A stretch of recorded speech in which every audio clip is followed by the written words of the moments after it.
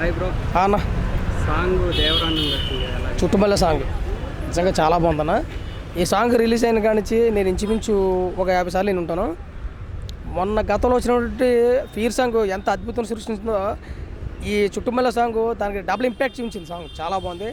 ఒక ఎన్టీఆర్ అమ్మకి నేను కోరుకునేది ఏంటి, ఎన్టీఆర్ దగ్గర నుంచి నేను కోరుకునేది ఇదే కదా.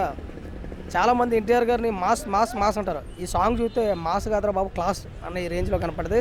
చాలా బాగుంది. రిలీజ్ అయిన కొద్ది రోజులకే 80M అవడం అంటే మామూలు విషయం కాదు. తెలుగు సినిమా ఇండస్ట్రీలో ఈ ఒక సాంగ్కి ఇంత ఆదరణ ఎక్కడా లేదు.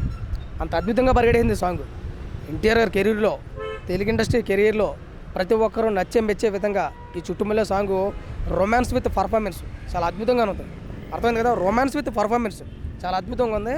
అది ఒక ఎన్టీఆర్గా చెల్లింది. ఆ లెవెల్లో చేయాలంటే ఒక ఎన్టీఆర్ అమ్మకని ఒక కాలర్ ఎత్తుకుని చెప్పుకోవచ్చు. చాలా అద్భుతమైన పర్ఫార్మెన్స్తో చుట్టుమల్ల సాంగ్ మన ముందుకు వచ్చింది. చాలా బాగుంది. ఇంచుమించు చెప్తున్నాను కదా, ఒక 50 సార్లు నేను ఉంటాను. నాకైతే చాలా అద్భుతంగా అనిపించింది. మంచి రికార్డులు కూడా కొల్లగొట్టింది సాంగ్ అయితే. సో రీసెంట్గా దాని మీద ట్రోల్స్ అనేది చాలా చేస్తున్నారు కదా. అవునన్నా, ఈ పని పాటలేని బఠనీలకి చేసే పని ఇదే కదా, మనం పట్టించుకోవాల్సిన లేదు. ఎందుకంటే ఎన్టీఆర్ గారిని ట్రోల్ చేస్తే ఆడికి నరకమే కనపడుతుంది అవతలడికి. ఏంటంటే వాళ్ళకి ఏదో కంటెంట్ కావాలా, కాన్సెప్ట్ కావాలి. ఈ పాట ఎలాగ ఉంది, ఈ సీన్ ఎలాగ ఉంది, ఈ ఫైట్ అందులోది, అది ఇందులోది, ఇలాగే చేసుకుంటారు తప్ప నిజంగా ఆడికి దమ్ము సత్తా అంటే ఒక టోన్ తయారు చేసి ఇమ్మని చూద్దాం. వాళ్ళకి అంత దమ్ము లేదు, ధైర్యం లేదు, సత్తా లేదు. ఎదటోడు పడే ఆడటం తప్ప రెండో పని లేదు. అందుకే బఠనీగాళ్ళు అన్నాను నేను. కాబట్టి ఇలాంటి ఎదో ట్రోల్స్ అని ఆపుకుంటే మంచిది. లేదంటే ఎన్టీఆర్ అమ్మాళ్ళు ఎంత దూరమైనా వెళ్తారు, అటైనా వస్తారు, ఇటైనా వచ్చేది, ఇటైనా చేసేస్తారు. కాబట్టి ఒళ్ళు దగ్గర పెట్టుకుని ట్రోల్ చేయడం మంచిది నాకు తెలిసి. అంటే నిన్న ఒక పోస్ట్ అవుట్ రిలీజ్ చేసే యాక్సిడెంట్ అనేది అన్నా, ఇది గతంలో ఒకసారి జిమ్ చేసినప్పుడు ఎన్టీఆర్ గారికి చేయికి కొంచెం ఫ్రాక్చర్ అయింది. ఆయనకి అప్పుడు కట్టేసుకున్నారు. ఇప్పుడు ఏంటంటే మొన్న జూబ్లీస్లో ఎన్టీఆర్ గారికి యాక్సిడెంట్ అయింది, చేతికి దెబ్బ తగిలింది, 2 ఏళ్ళు ఇడిపోయి మడకట్టి ఇరుపుందని చెప్పి ట్రోల్ చేస్తారు. ఎందుకు వచ్చిందిరా, ఏం బతుకులు మీ బతుకులు, ఎదో బతుకులు, ఒకటి పడేటమని ఎప్పుడు చూసినాను, రెండో పని ఏం లేదా.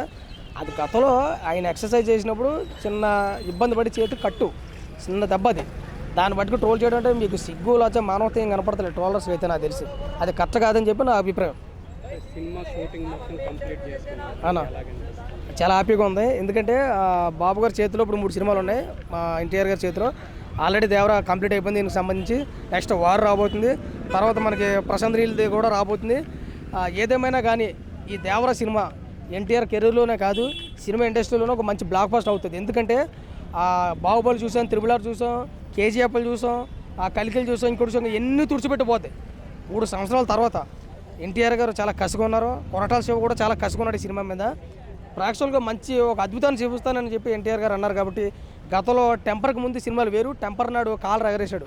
మొన్న మళ్ళీ మా ఆవిడ కాలు రగరేసాడు. కాబట్టి ఇందులో చూసుకునేది ఏం లేదు. ఎక్స్ట్రాడినరీ పర్ఫార్మెన్స్తో మన ముందుకు రాబోతున్నారు మన జూనియర్ ఎన్టీఆర్ గారు. Devara block buster industrial hit అవుతుంది నాకు తెలుసు. Thank you.